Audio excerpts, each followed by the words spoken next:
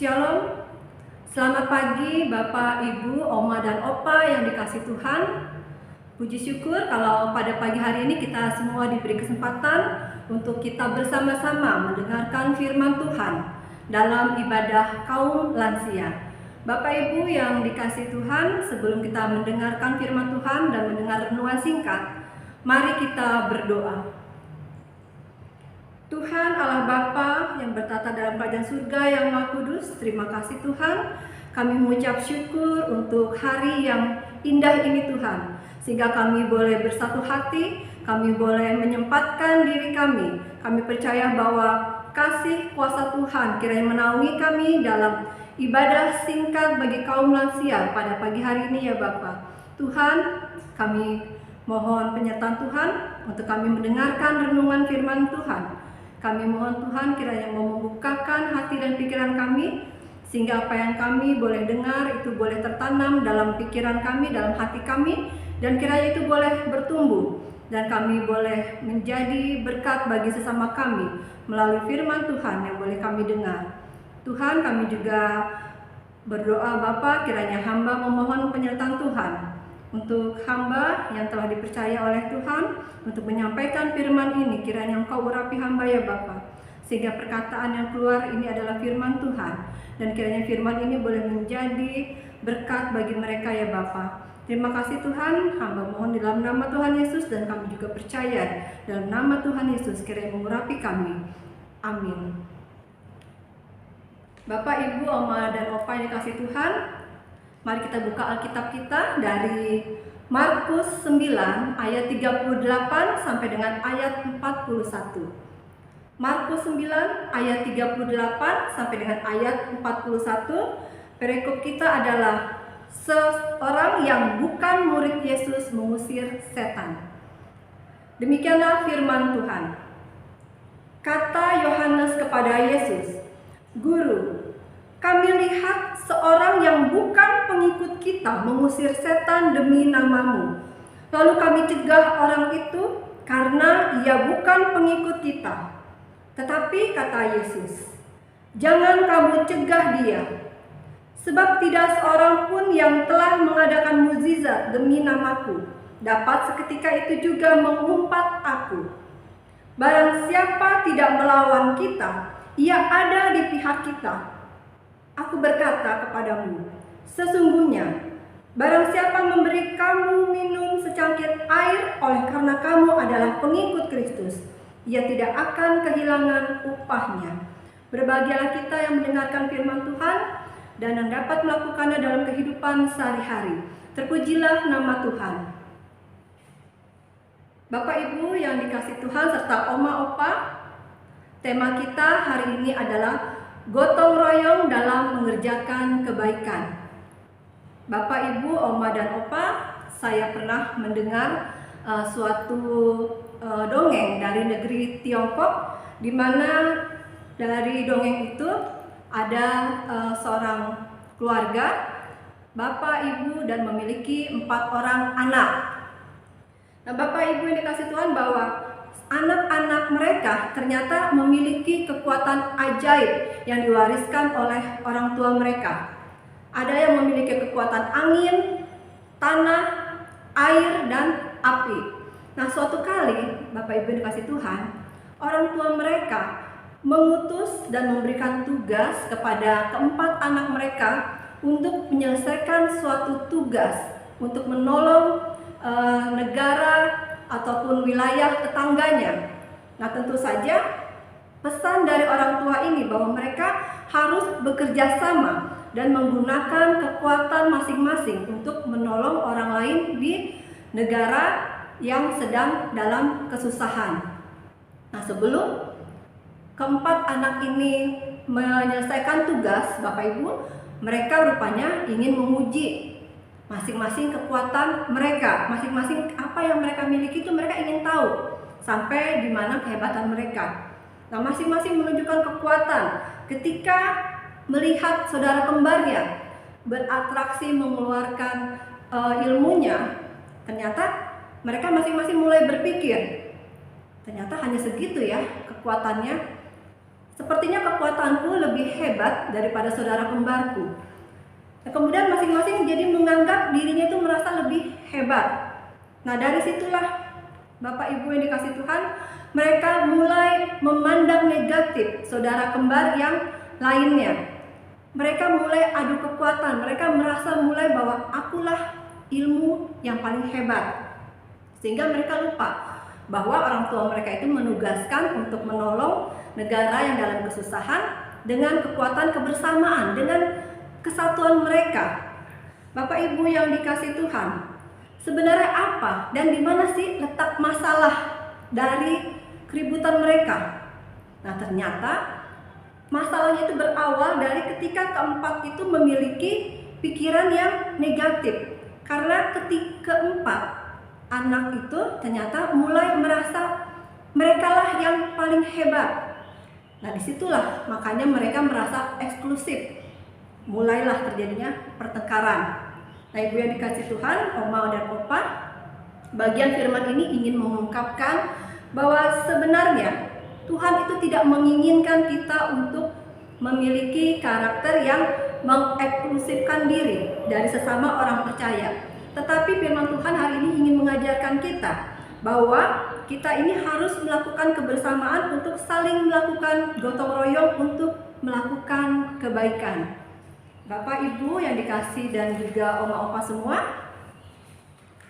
kita lihat dalam firman Tuhan pada hari ini, kalau kita lihat kilas balik, di dalam perikop pasal 9 ketika Yesus mengusir roh dari seorang anak yang bisu, Tuhan Yesus kembali memperlihatkan kemahakuasaannya. Tuhan Yesus sekaligus juga menunjukkan belas kasih-Nya kepada sesama. Nah, setelah peristiwa di situ, para murid bertanya, "Mengapa kami tidak dapat mengusir roh itu?"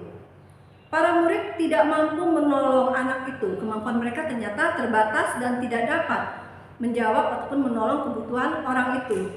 Tentu saja Bapak Ibu dan Oma Opa, mereka ada rasa kecewa. Nah, di tengah rasa kekecewaan mereka lalu timbullah lagi perdebatan, timbullah lagi perkataan-perkataan yang bertanya, siapa yang paling terbesar di antara mereka setelah Tuhan Yesus?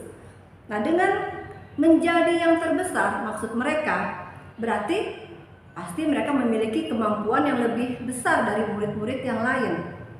Tetapi juga kemudian diperhadapkan ketika mereka memperdebatkan siapa yang terbesar, ternyata ada lagi perdebatan. Mereka melihat bahwa ternyata ada bukan murid Yesus yang mengusir setan dalam nama Tuhan Yesus. Nah, sesungguhnya ini juga yang menjadi keheranan bagi murid Tuhan Yesus. Bapak Ibu dan Oma Opa ini kasih Tuhan, mari kita lihat sebenarnya apa yang terjadi sih pada ayat ke-38. Kita lihat bahwa kali ini Yohanes yang angkat bicara untuk mewakili ke-12 murid Yesus. Yohanes melihat ada orang di luar kelompok murid Yesus yang mengusir setan. Dari perikop ini kita dapat lihat di ayat yang ke-38 bahwa orang ini, orang yang tidak mempunyai nama, tidak disebutkan namanya, ternyata berhasil mengusir setan di dalam nama Tuhan Yesus. Dan itu disaksikan Bapak Ibu oleh ke-12 murid Tuhan Yesus. Nah, tentu saja reaksi ke-12 murid tersebut sebenarnya mereka ingin mencegah. Nah, apa sih sebenarnya yang menjadi keberatan Yohanes dan murid-murid Yesus lainnya sehingga mereka ingin mencegah orang tersebut? Nah, rupanya Bapak Ibu yang dikasih Tuhan, hanya masalahnya ternyata bahwa yang mengusir setan dalam nama Tuhan ini bukan orang dari kelompok Tuhan Yesus. Jadi murid-murid itu hanya berpikir bahwa hanya kami loh, hanya murid Tuhan Yesus saja yang diberi kuasa untuk mengusir setan. Orang itu tidak memiliki kuasa atau tidak mempunyai hak untuk menggunakan nama Tuhan Yesus untuk mengusir setan. Tapi yang berhak hanya kami, murid Yesus. Nah, itulah yang menjadi pemikiran dari murid-murid Tuhan Yesus. Kita lihat lagi di sini Bapak Ibu yang dikasih Tuhan, mengapa Tuhan Yesus melarang bagi para murid-muridnya itu untuk mencegah orang tersebut. Yesus melarang, dia mengatakan bahwa jangan kamu cegah dia. Nah, kata cegah itu berarti jangan dilarang, jangan dihalang-halangi, jangan menahan. Karena sebenarnya orang yang melakukan pengusiran setan dalam nama Tuhan Yesus adalah sedang melakukan pekerjaan Yesus. Kebaikan yang dilakukan oleh orang lain itu tidak boleh dihalang-halangi.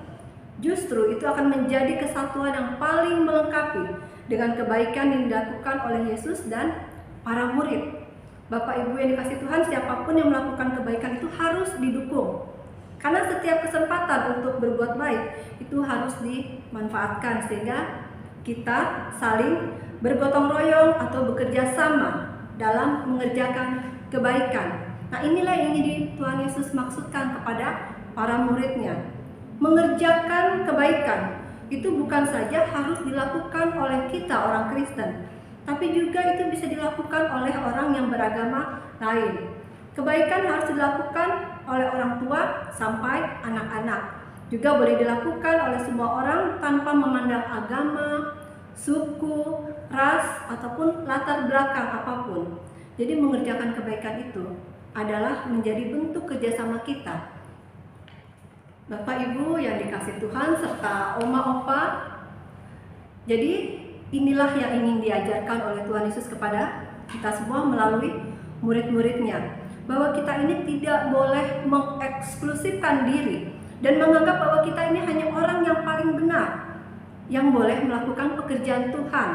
Hanya kita yang menjadi orang penting yang akan masuk dalam kerajaan surga. Nah, bagian ini Tuhan ingin kita belajar tentang konsep kerajaan surga yang benar, bahwa kerajaan surga itu tidak untuk orang-orang tertentu, tetapi siapa yang melakukan perintah Tuhan, itulah yang berkenan di hadapan Tuhan. Jadi bukan setiap orang yang berseru kepada Tuhan, Tuhan, tetapi mereka yang melakukan apa yang kata Tuhan, apa yang dikatakan Tuhan, itu yang berkenan di hadapan Tuhan. Jadi jangan hanya karena seseorang kita berbeda kelompok misalnya, bukan berarti serta-merta dia sesat. Bukan hanya karena dia berbeda dengan cara pandang kita, bukan berarti orang itu salah. Nah, Tuhan Yesus di sini tidak mempersalahkan, tidak membuat suatu batasan tentang aliran atau kelompoknya. Bagi dia yang penting orang itu tidak menentang dirinya atau pengajarannya. Nah, Yesus ini melakukan kebaikan. Tuhan Yesus mengajarkan kepada murid-muridnya bagaimana Tuhan Yesus ini melakukan dan mengajarkan kebaikan kepada semua orang tanpa dibatasi. Nah, itulah yang menjadi nyata dalam pelayanannya. Dan Tuhan Yesus juga sudah melakukan kebaikan untuk kita juga meneruskannya kepada orang lain. Nah, lalu bagaimana dengan kita semua Bapak Ibu yang dikasihi Tuhan serta oma opa? Bisa nggak kita sebagai orang yang sudah lanjut usia menjadi bagian yang Tuhan inginkan dalam kita melakukan kebaikan, dalam kita melakukan kegotong royongan dengan orang lain yang berbeda dengan kita? Tentu saja bisa Bapak Ibu yang dikasihi Tuhan. Dalam perjalanan kehidupan yang sudah dilalui tentu pasti kita sudah punya jejak rekam kebaikan yang sudah kita lakukan. Kita ingat tentu pada masa mungkin sebelum kita menjadi usia ke-50 ini, mungkin di usia 38 atau 40 atau mungkin sebelumnya di usia 25-an, kita sudah begitu banyak berbuat hal-hal yang baik. Tentu saja kita percaya bahwa di dalam anggota keluarga misalnya, kita juga melakukan kebaikan bagi suami, mungkin bagi istri, bagi anak. Nah, bagi lingkungan kita misalnya, kita juga sudah banyak kita melakukan kebaikan bagi orang-orang di sekitar kita. Nah, puji Tuhan Bapak Ibu jika semuanya itu sudah kita lakukan. Nah, tentunya itu tidak hanya berhenti sampai di sini. Walaupun sekarang usia kita sudah menjadi lebih bertambah, memasuki masa lansia, mungkin kekuatan kita sudah berkurang. Tetapi itu bukan berarti kita stop, membatasi kebaikan itu hanya stop sampai di sini. Nah, Bapak Ibu yang dikasihi serta oma opa yang dikasihi Tuhan, sekalipun kita masuk dalam masa pandemi yang membatasi gerak kita dengan tatap muka, tapi kita masih bisa melakukan kebersamaan terhadap oma opa semua, pada orang tua, kepada keluarga kita, juga kepada lingkungan kita. Misalnya kita bisa saling mendoakan, kita saling memberi semangat, kita bisa saling bertukar pengalaman, misalnya walaupun harus melalui telepon ataupun WhatsApp, ataupun kepada orang lain melalui media sosial lainnya. Nah, Bapak Ibu dan Oma Opa yang dikasih Tuhan, kita bersyukur bahwa kebaikan Tuhan sudah menuntun kita sampai usia saat ini. Tangan Tuhan sudah menopang kita dan menguatkan dalam perjuangan kehidupan. Karena kebaikan Tuhan, inilah kita harus bergerak membagikan kebaikan Tuhan kepada sesama. Sampai masa tua, sampai batas usia yang tidak dihalang-halangi, tidak ada batasnya. Nah, bagi kaum lansia, selama kita masih diberi kesempatan oleh Allah, kita teruslah menjalin kebaikan, kegotong royongan bersama-sama. Walaupun kita mungkin terbatas kepada hanya lingkungan terdekat saja. Bapak Ibu serta Oma Opa yang dikasih Tuhan, ada manfaat ketika kita melakukan kebaikan. Nah, manfaatnya itu antara lain, kebaikan ternyata itu menjadi nilai utama bagi anggota keluarga tentu saja. Kebaikan yang kita lakukan ini menjadi nilai utama bagi keluarga. Kita tidak pernah lupa bahwa apa yang kita lakukan sejak dulu sampai sekarang ini menjadi panutan, ini menjadi contoh. Kita adalah menjadi peran utama untuk menjadi contoh bagi anak kita, bagi cucu kita. Nah, sebagai orang tua juga kita memberikan teladan dan kita melatih mereka juga sebenarnya untuk meneruskan apa yang telah kita lakukan kepada mereka. Nah, itulah makanya kita ini menjadi nilai utama bagi keluarga. Nah, kebaikan itu akan dapat dilakukan dimanapun, sampai kapanpun, dan kita tidak tahu, terbatas pada apapun itu tidak ada batasnya Bapak Ibu dikasih Tuhan. Panggilan untuk melakukan kebaikan itu akan selalu terus muncul. Nah, yang kedua, selain kita menjadi nilai utama bagi keluarga, kebaikan juga akan kita rasakan manfaatnya dalam komunitas. Dan misalnya di lingkungan rumah kita, ini bisa menjadi kesempatan untuk saling membantu bersama dengan sahabat-sahabat kita di usia lanjut ini. Walaupun mungkin kita terbatas hanya tidak jauh-jauh ya, hanya kiri, kanan, depan. Misalnya tidak perlu jauh-jauh, supaya kita ini boleh merasakan sukacita, kita tidak merasa kesepian. Kita tidak merasa terbeban bahwa di usia lanjut ini kita tidak bisa melakukan hal-hal yang positif, ternyata masih bisa kita lakukan Bapak Ibu dan Oma Opa yang dikasih Tuhan. Jadi dalam komunitas lansia ataupun separuh baya seperti saat ini, kita juga dapat melakukan misalnya hal-hal yang positif. Kita dapat bertukar cerita misalnya, itu untuk merangsang otak kita supaya kita ini selalu dapat mengingat dan berpikir. Nah, itulah Bapak Ibu dan Oma Opa yang dikasih Tuhan, bahwa ada kebaikan ternyata dalam kita melakukan kerjasama gotong royong untuk sesama.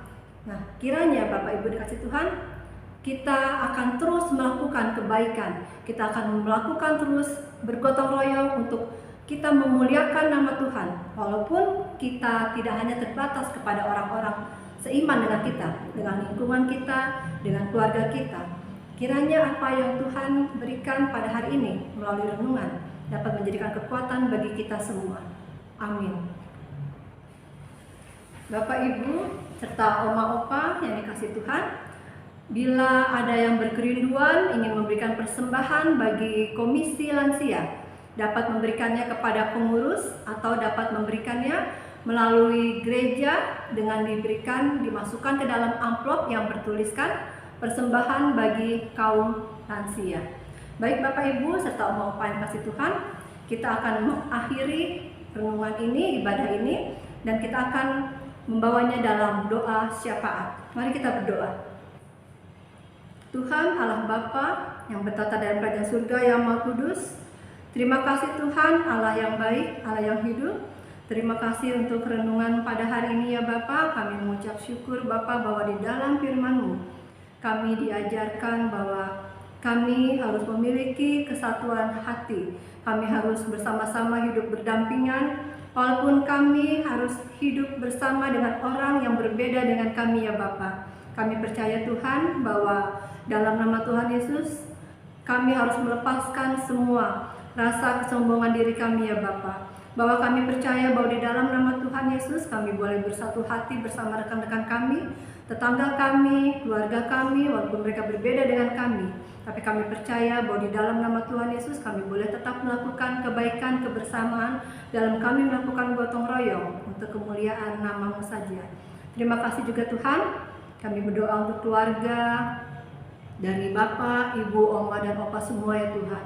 Kami percaya bahwa di dalam nama-Mu Tuhan, kami dalam ibadah renungan singkat ini, kami berdoa bagi mereka ya Bapak. Tuhan berikan kekuatan bagi Oma, Opa semua, bagi keluarga mereka ya Bapak. Bagi mereka yang sakit ataupun dalam pemulihan, mereka yang dalam masa-masa berkurangnya tenaga mereka Tuhan. Dalam masa tua mereka, kiranya Tuhan senantiasa menolong mereka. Sembuhkan mereka yang sakit ya Bapak. Pulihkan kekuatan mereka. Dan bagi keluarga yang menjaganya Bapak, kiranya Tuhan urapi anak-anak mereka ataupun keluarga yang menjaga Oma dan Opa ya Bapak. Terima kasih Tuhan, kami percaya bahwa di dalam nama Tuhan, Tuhan senantiasa memberikan pertolongan kepada mereka. Kami percaya bahwa di dalam nama Tuhan Yesus ada kekuatan.